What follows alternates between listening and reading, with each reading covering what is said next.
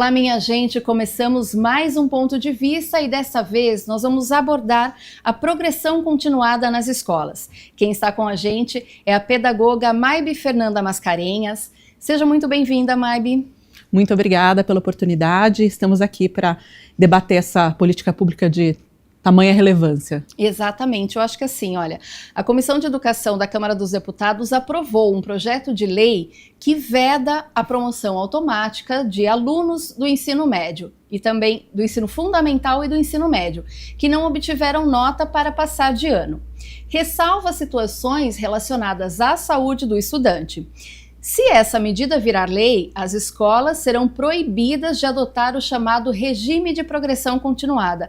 Então, primeiro a gente precisa entender o que é essa progressão continuada, Maybe. Muito bem. A progressão continuada é o aluno poder seguir os anos letivos, tanto do ciclo do ensino fundamental quanto do ensino médio, sem necessariamente ter atingido as notas das disciplinas, o que automaticamente gera essa promoção automática para os anos letivos seguintes. Então, a proposta é que seja alterada a LDB, que é a Lei de Diretrizes e Bases da Educação Nacional, proibindo que haja essa progressão continuada. O aluno precisa atingir as notas mínimas de todas as disciplinas obrigatórias. E essas notas mínimas têm variações de acordo com prefeituras, estados, escolas particulares. Tem escolas, por exemplo, que a média é 5, 6, 7 ou conceito. Então teria que atingir o mínimo colocado no regimento daquela instituição.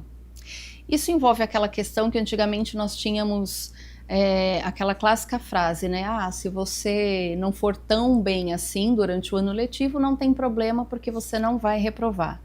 É mais ou menos isso, assim, de não reprovar o aluno mesmo que ele não tenha obtido a nota mínima. Sim, essa PL é justamente na intenção de evitar essa questão. O aluno teria que atingir métricas, né, apresentadas via notas, para que pudesse passar de ano. Não haveria, por exemplo, a possibilidade de, se não atingiu as notas, ir para o ano seguinte ou até mesmo para o ciclo seguinte, porque alguns anos são finais de ciclo. Então ele teria que se manter na reprova e cursar novamente aquele ano letivo. E aí não seria aplicada a promoção automática, é isso? Isso, exatamente. Não haveria uma promoção automática porque teria que atingir as metas escolares e de acordo, seguindo, claro, com as métricas das avaliações e das notas.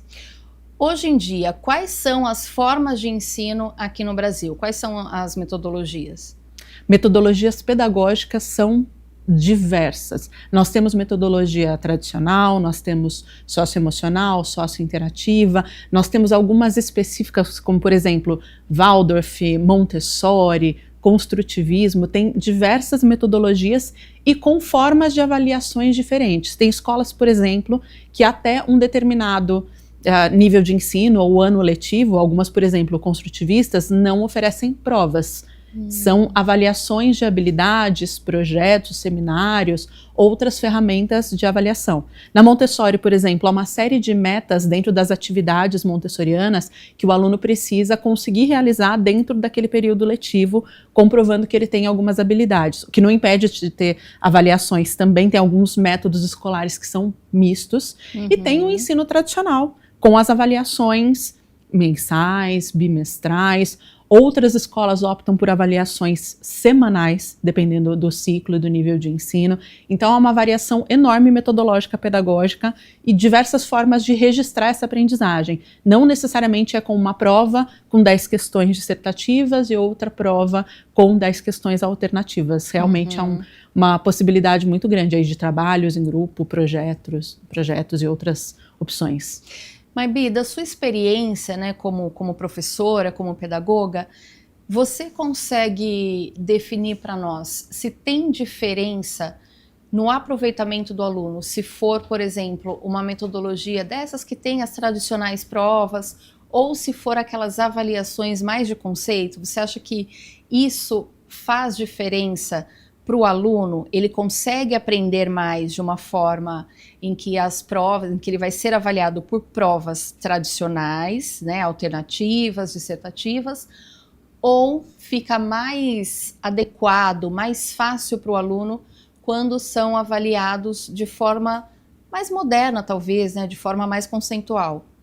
É muito importante frisar que cada aluno é um aluno. Tem alguns alunos que se ajustam muito bem e preferem a metodologia tradicional, alunos que são conteudistas, focados mais na quantidade de conteúdo, enquanto há alunos que têm uma aprendizagem maior pelas ações concretas, pelo uso da criatividade, pela relação entre áreas. Então depende muito do perfil do estudante.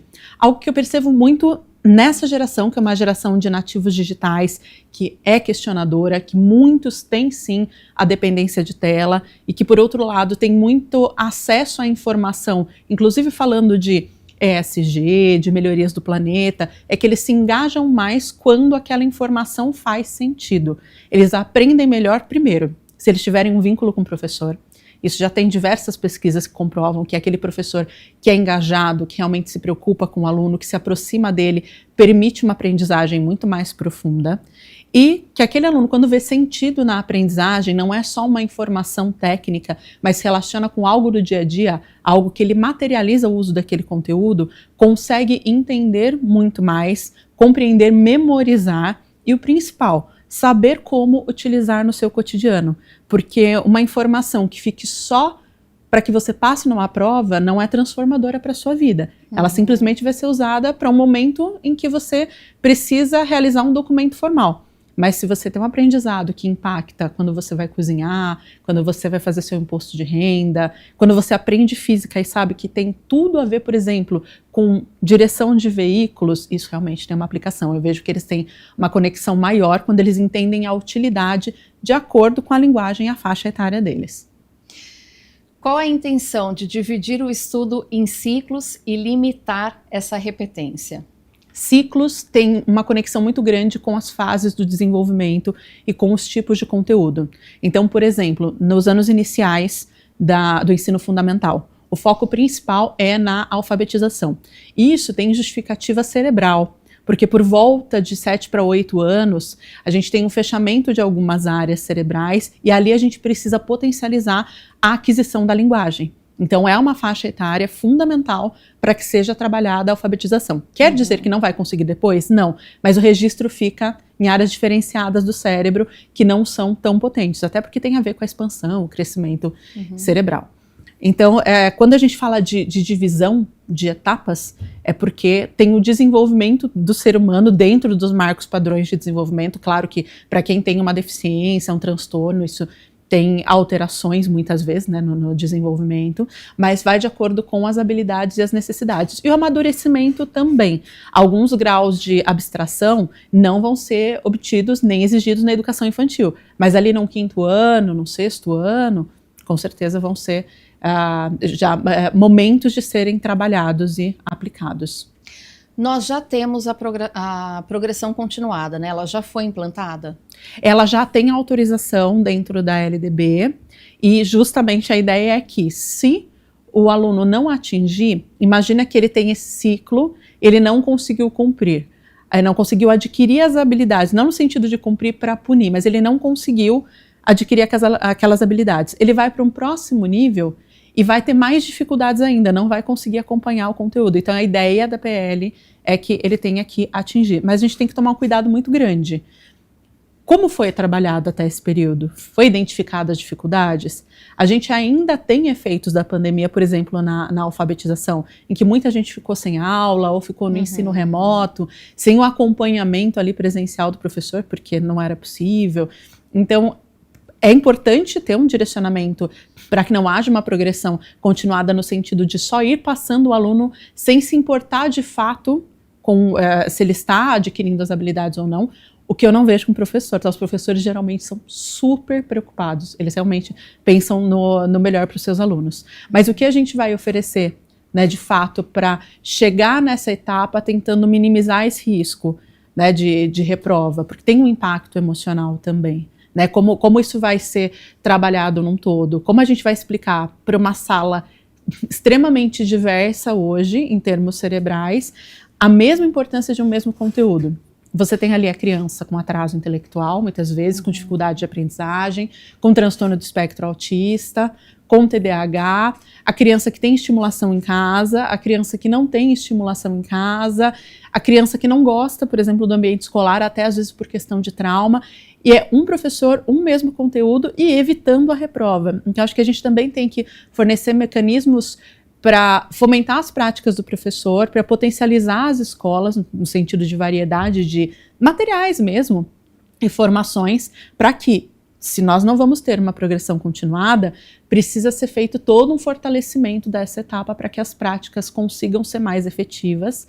E, por último, mas não menos importante, nós temos que falar da parceria com as famílias, que entendam que a escola é um espaço único, que nada se compara, que se a nota é um registro, não quer dizer que seja punitivo, mas é uma métrica de uma dificuldade daquele aluno. Sim. Que a ideia não é entrar num embate familiar, mas sim demonstrar que algo está acontecendo naquele campo, até para pedir ajuda para estudos em casa, rotinas das tarefas. A família precisa ter essa parceria para a gente conseguir caminhar em favor daquele estudante. Agora, quando a gente fala dessa diversidade de pessoas, diversidade de alunos, a gente precisa considerar também que existem salas superlotadas. Sim. Então, assim, isso pode ser também um problema que deve ser revisto caso essa lei seja aprovada?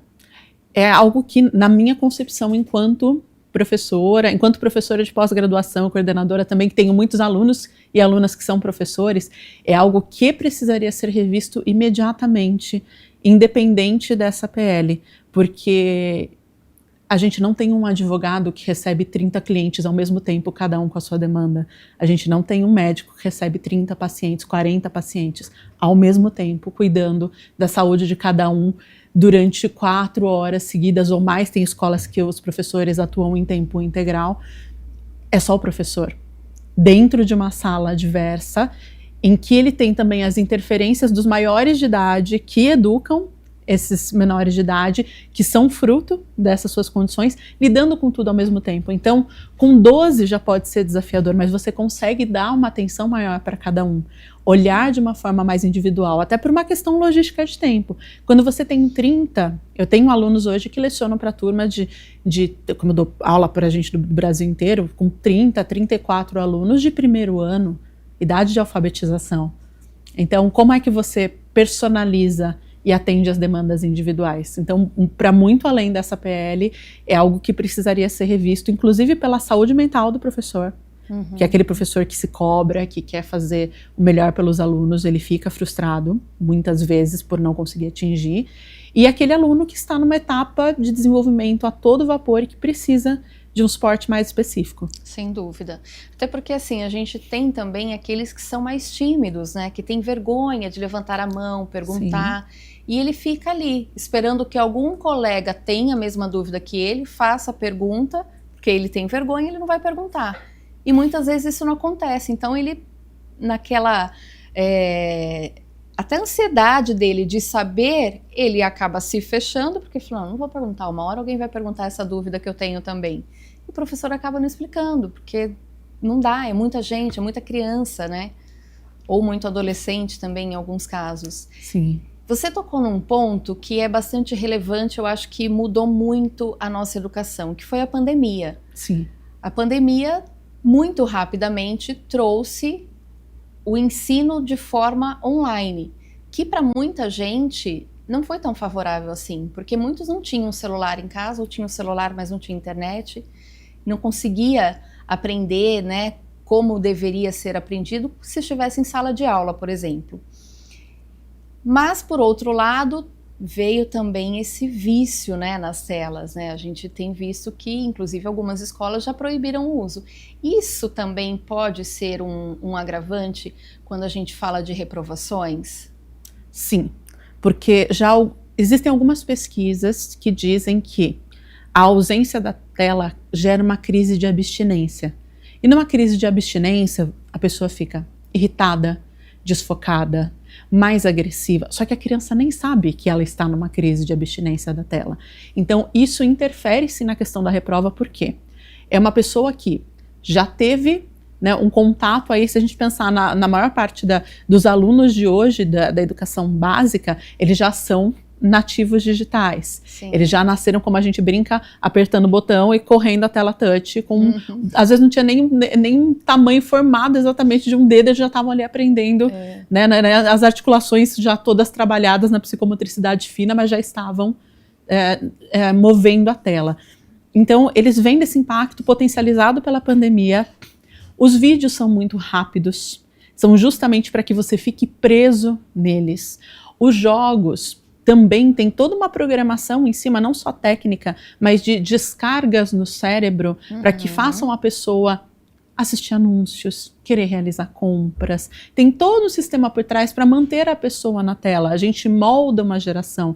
Eles recebem influências de vários tipos de pessoas essas que muitas vezes são pagas para influenciar desse ou daquele jeito, para estimular o consumo, para ditar tendências. E na escola, sendo proibido o uso de celulares, para inclusive frear essas questões, eles têm esse impacto de muitas vezes só ali ter o limite da tela.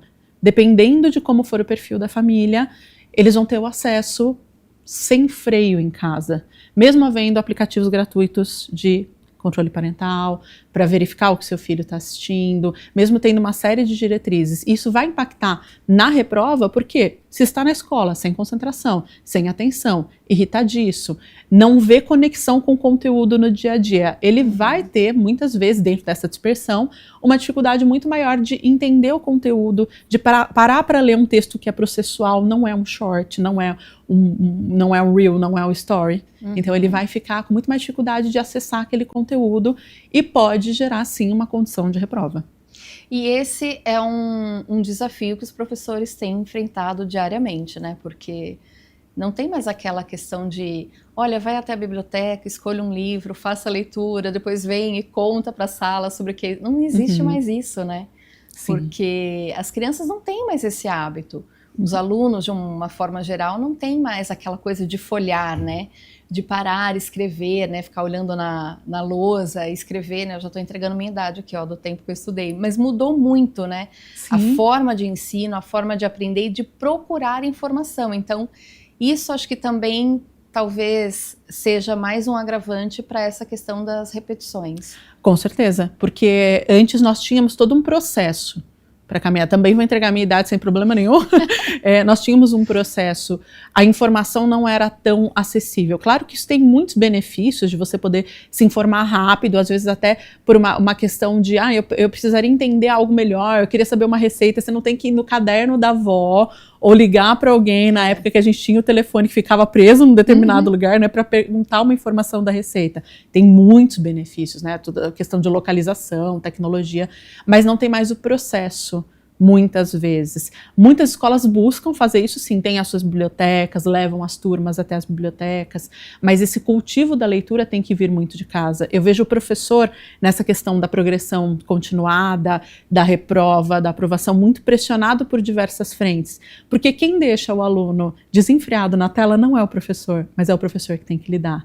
Quem tem a pressão para conseguir fazer esse aluno atingir as metas, tentar evitar uma reprova, inclusive por ele, é o professor, só que ele tem um sistema todo por trás com seus 30, 35 alunos. Falando de professores que são, de fato, comprometidos com as suas tarefas, né? Tem as questões comportamentais, como você disse, que não foi ele que criou, mas ele tem que lidar com as várias criações. Então, é uma categoria extremamente pressionada, e aí talvez ele pense, esse aluno aqui, ele está quase atingindo, podia fazer uma progressão continuada para esse caso específico, porque se estiver nas aulas de apoio, no contraturno, ele vai atingir e talvez haja um bloqueio. Então é muito sensível de pessoa para pessoa. Só que as normas, em geral, falam da maioria, né? Falam de um direcionamento para todos. Algumas normativas entram com exceções, né? Mas é muito sensível lidar com a educação, porque ela fala de pessoas e não tem uma pessoa igual a outra.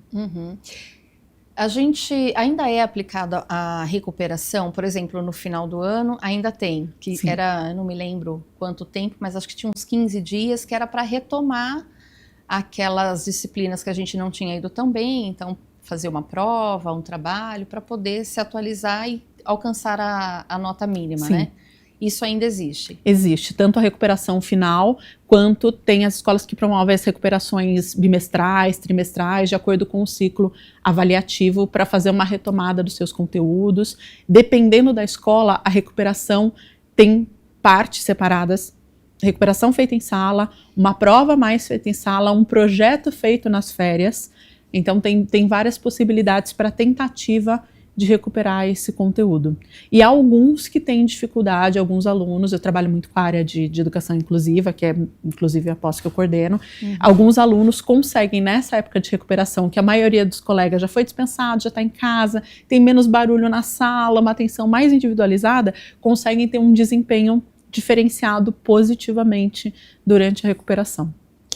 Aí é um ponto que a gente pode recorrer à família, né? Porque acho que é relevante a família participar da educação desse aluno, né? Não é só levar até a escola, o aluno vai lá, estuda, chega e não repassa o que ele viu durante as aulas. Isso é importante, né? Ter essa reatividade, ver o que ele estudou durante a manhã ou durante a tarde, em casa rever isso, de repente com o apoio do pai e da mãe, justamente para não cair numa reprovação, né? E parece que essa participação nem sempre acontece. Exatamente. E está na nossa Constituição que a educação é um dever do Estado, da família e da sociedade, a educação formal. Então essa parceria com as famílias é essencial. Esse acompanhamento precisa acontecer de perto, porque muitas vezes a própria criança acha que ela entendeu. E quando vai fazer uma tarefa de casa, quando vai fazer uma retomada, ela percebe que não compreendeu todas aquelas etapas, né? E sem nenhuma maldade, simplesmente ela achou que tinha assimilado. Muitas vezes isso é identificado em casa, naquele momento 1 a 1, que é totalmente diferenciado da escola. Então precisa ter esse acompanhamento para perceber se o filho tem uma dificuldade, se ele precisa de um apoio extra, precisa de uma aula particular, de um atendimento psicopedagógico, ou até mesmo de uma avaliação na área de saúde para verificar se há algum diagnóstico e quais os procedimentos para auxiliar. Mas a educação escolar não pode estar desassociada da família, porque esse suporte é fundamental. E a família conhece melhor aquele indivíduo, que é o seu filho, e pode notar nuances para falar para a escola. Vi que o meu filho está com muita dificuldade na parte de percepção de imagens em geografia. Vocês perceberam isso aí? Percebemos, estamos trabalhando de tal jeito, pode ser a resposta da escola, já estamos tentando. Ou a escola enviar uma mensagem, porque a escola também precisa avisar quando percebe alguma diferenciação. E aí todo esse passo a passo pode evitar, sim, reprovas, e não só reprovas, mas dificuldades emocionais, inseguranças que vão se perpetuar dependendo dos resultados. Não quer dizer que a criança não possa se frustrar, qualquer pessoa tem que aprender a se frustrar, mas se a gente vai trabalhando durante o ano letivo, tem uma chance muito maior de aprovação no sentido de que aquele aluno conseguiu aprender aquele conteúdo. Falo muito criança, mas isso envolve adolescentes diretamente, que no 6º ano começam a ter um professor por disciplina, e dependendo de como for a escola, tem um ensino técnico junto, então vão ter uma batelada muito maior de avaliações e notas. E por isso também deve entrar a participação dos pais e responsáveis em relação aos celulares, às telas, né? Porque é importante, então, ter esse controle em casa para que quando o aluno chegar na sala de aula, ele não tenha essa abstinência, né? Não sinta essa falta. Exato. E porque existem danos neurológicos, danos de desempenho, sem contar os riscos, né, que a gente tem na internet. Tem um caso de uma menina que ela estava utilizando o computador e ela saiu perguntando para a mãe e para a tia se ela tinha uma roupa íntima muito colorida, muito bonita. E a mãe perguntou por quê. Ela disse porque tem um tio, aspas, usam muito a terminologia, né, de tio, que me achou na internet e falou que a menina que tirar foto com a roupa íntima, ela não usou esses termos, claro, uma criança, eu que estou, né, colocando a terminologia aqui mais adequada, a menina que tirar foto com a roupa íntima mais colorida vai conseguir encontrar com uma determinada artista. E ela, com seus 7 anos de idade, acreditou completamente. Então é extremamente arriscado não acompanhar. E muitas vezes as famílias pensam, já é adolescente, não vai perceber.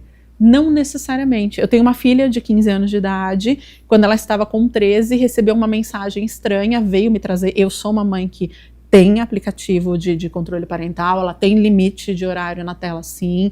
Acompanha, às vezes é uma série até que eu nem gosto, mas eu acompanho o que ela tá vendo para entender. E ela me falou: olha, tem uma mulher com uma mensagem estranha me mandando aqui. Aí eu respondi para essa mulher. E a minha filha, que é totalmente orientada na área, falou: mãe, mas será que não é mãe de algum amigo meu, que eu não tô lembrando o nome? Ela, com toda a orientação que tem, pensou em continuar a conversa. Então nós temos que estar perto, porque o que são 15 anos de vida? Não é uma grande experiência, ainda não percebe alguns perigos. Então, e isso pensando no que pode impactar em casa, que depois pode gerar efeitos na escola. Vamos supor que uma pessoa manda uma foto íntima, isso vaza na internet, os colegas acessam de alguma forma, ela pode virar vítima de cyberbullying, vai impactar o rendimento dela na escola e vai impactar nas notas também, porque quando ela for para a escola, ela vai apavorada que vão falar coisas negativas, está exposta. Então, é um universo muito complexo para lidar. Então, além de ter muito cuidado com a quantidade de tela, é entender o que acessa, conversar e não achar, não supor que aquela pessoa entendeu os riscos e que isso pode impactar na aprendizagem, porque tem várias estruturas que cercam o entorno. Legal. E aí, pensando nas escolas aqui de Campinas, todas elas fazem uso, né? Tem a progressão continuada ou não? Isso parte de cada escola? Não. Por enquanto, a decisão é da escola, de cada escola ou não? Hoje, se eu não me engano, a gente tem progressões durante o ciclo e finais de ciclo tem reprova. Até preciso confirmar se continua nesse mesmo perfil.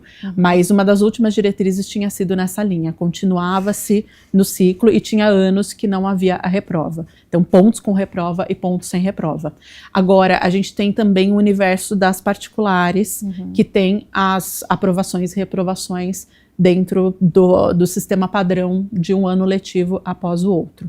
Mas pensando em Brasil, a gente encontra muitas possibilidades até nas questões avaliativas também, mas é uma realidade muito diversificada muitas vezes nas escolas, em que vai ter uma reprova sim, ou que não, vai ter uma progressão para alguns e para outros não, e deixando claro também que tem pontos específicos, como a questão que está na PL sobre a saúde.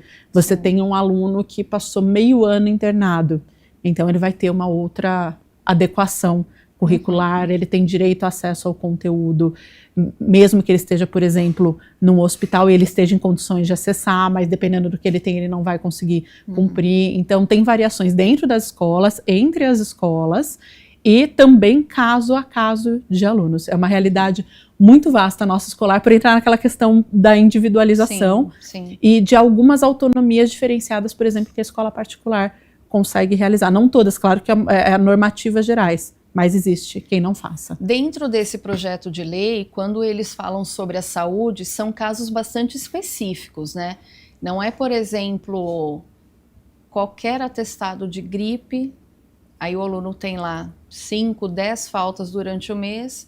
Não, são casos mais graves, né? Sim, exatamente, são casos mais graves, comprovadamente graves, que impedem muitas vezes daquele aluno acessar o conteúdo. Por exemplo, o caso da internação. Mesmo que tenha o envio de conteúdos durante determinado período, ele pode não conseguir atingir aquelas metas porque teve que fazer uma cirurgia de emergência, aí passou um mês em coma, por exemplo, tem situações gravíssimas, então tem um direcionamento nesse projeto que é diferente. Inclusive, você tocou num ponto muito importante, que além dos atestados, a gente que tem as faltas, tem as pessoas que faltam sem atestado.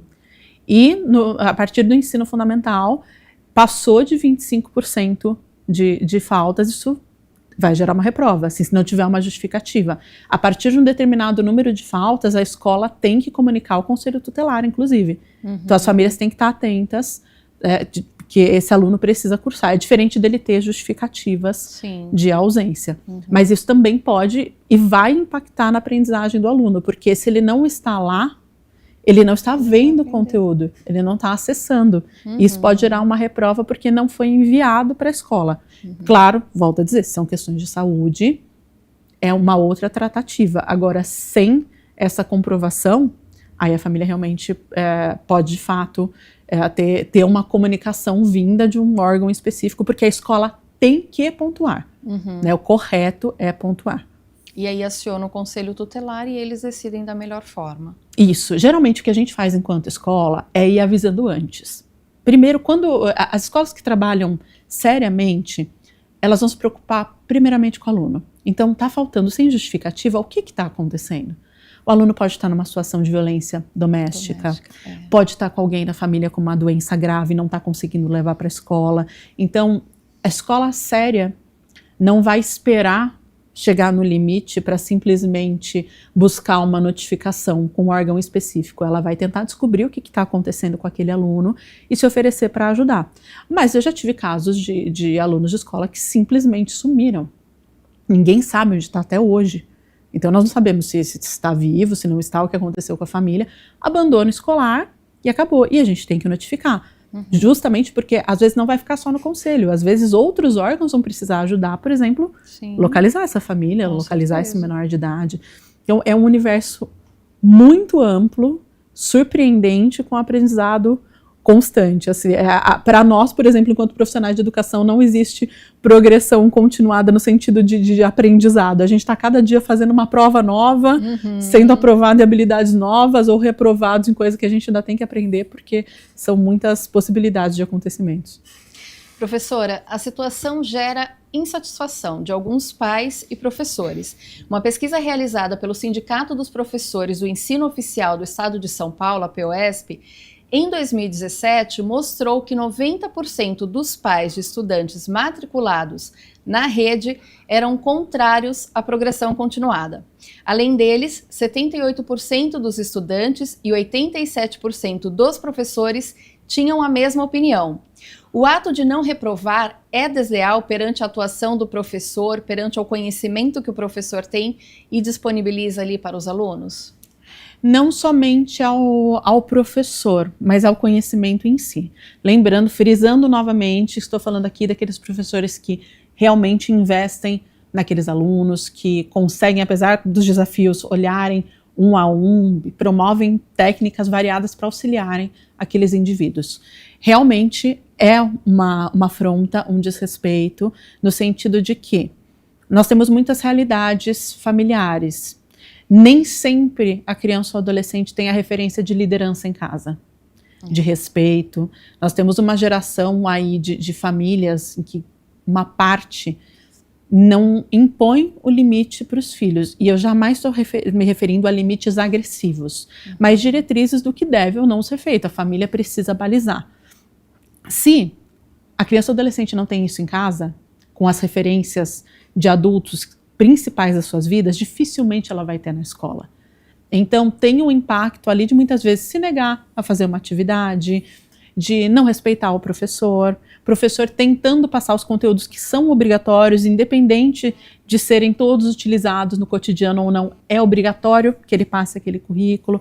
E muitas vezes essa falta de liderança ocasiona que o aluno não gere um empenho para buscar as suas melhorias na sala de aula. E com a progressão, aí naturalmente ele não vai se empenhar mesmo. Concordo que teria que ter uma atualização de currículo, com certeza, que se conectasse mais com a realidade daquele estudante. Mas essa parte do respeito, do empenho, do esforço que as pessoas vão ter que ter a vida inteira, nas suas carreiras, nas suas vidas pessoais, é um aprendizado na escola. Então, simplesmente não reprovar, o famoso passar de ano, não trabalha a conquista, o esforço daquele aluno. E claro que sempre tem conteúdos que vão ser importantes, principalmente aí a educação infantil, 1º a 5º, se usa muito no dia a dia. Eles são essenciais, né? E vários outros, Fundamental 2 e ensino médio também. Então, concordo que seja um desafio aí grande com relação ao empenho do professor. O que precisa ser feito no ensino, de um modo geral, no Brasil, para que a gente tenha melhoras e não tenha tanta reprovação? Essa é uma pauta que daria um programa, uma série, creio eu, só sobre isso. Mas tem alguns eixos que precisam de investimento. e de direcionamento específico. Formação docente é muito importante, é fundamental para metodologias ativas, para práticas lúdicas, para trabalhar a sala de uma forma mais diversa. É preciso instrumentalizar as escolas também. É fundamental que a gente tenha um olhar para a saúde mental do professor, para que ele consiga lidar com os diversos desafios e se manter equilibrado. Seria necessário todo um trabalho de conscientização de pais, comunidades, penso na atualização curricular também, e um diálogo que seja mais claro aos alunos. Por que você está na escola? Por que ela é importante para você? No que ela se liga com a sua vida, com a sua futura carreira? Para que haja um entendimento que não são forças que estão competindo entre si, disputando o poder, e sim que é uma rede de preparo e de suporte para aquele estudante. Então, acho que precisa de toda uma conscientização filosófica, mexer no currículo, ensinar, né, as ferramentas, oferecer muito mais recursos materiais também. E, claro, o ideal seria reduzir a quantidade de alunos por sala. O ensino por ciclo deveria ser mudado? Isso entra muito numa questão de opinião. Eu, particularmente, vejo que se ele tem um currículo bem elaborado, contínuo, com objetivos claros, não necessariamente. Mas aí a gente tem variações também, de acordo com os métodos pedagógicos. Enquanto professora, meu pensamento, está funcionando para a turma? Podemos seguir, porque cada turma é única também. E cada aluno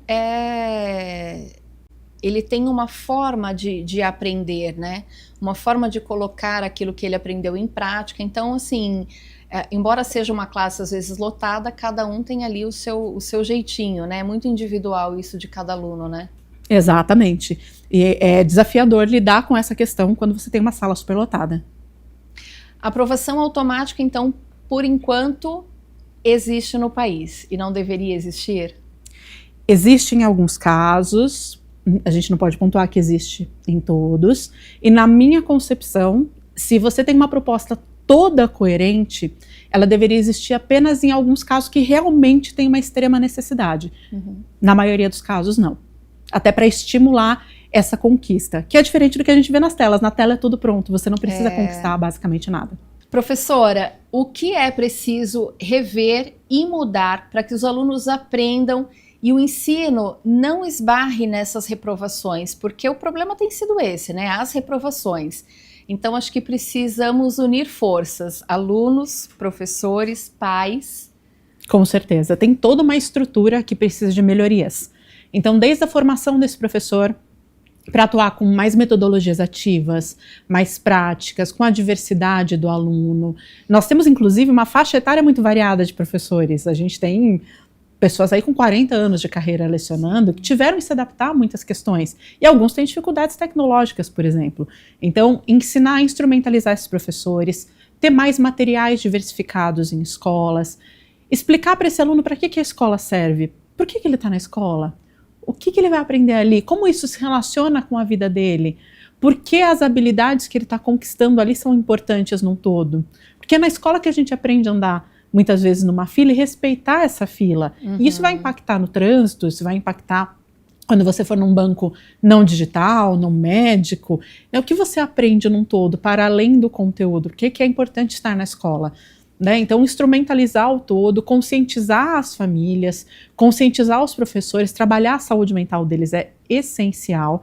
E, claro, o ideal seria não ter turmas tão lotadas e a gente pensar que a realidade brasileira é gigantesca. Então, enquanto a gente tem escolas em municípios que têm escolas públicas, lousa digital, a gente tem escolas públicas com o ventilador de teto arriscando cair e machucar uma criança ou um professor.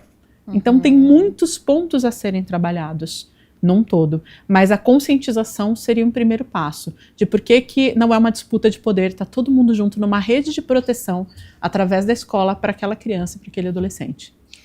Considerações finais para o seu ponto de vista em relação a essa progressão continuada, a essa PL que está em discussão? O principal é a gente se preocupar com a qualidade da educação.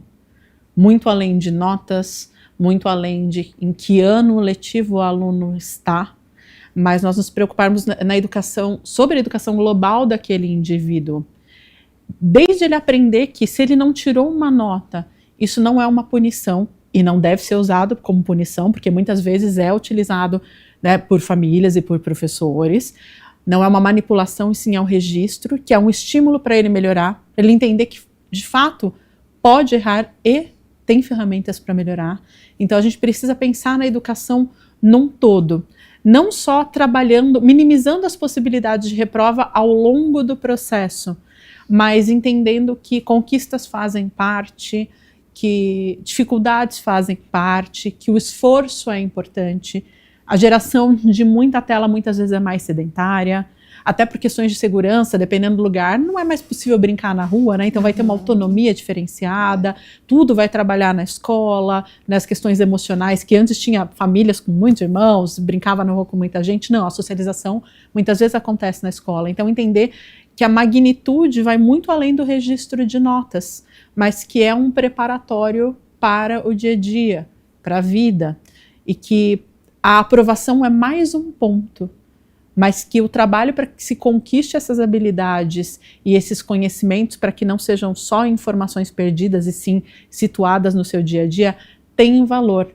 A vida não é um vídeo de 1 minuto, não é uma opinião de outra pessoa.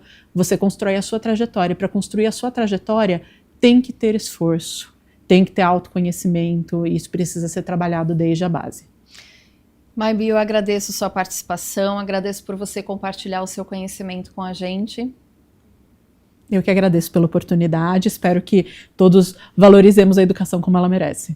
Bom, então é isso, nós conversamos com a pedagoga, agradeço você também que nos acompanhou pelas telas, esteve aqui comigo a nossa pedagoga Maybi Fernanda Mascarenhas falando sobre essa questão de reprovação nas escolas. Continue agora com a nossa programação.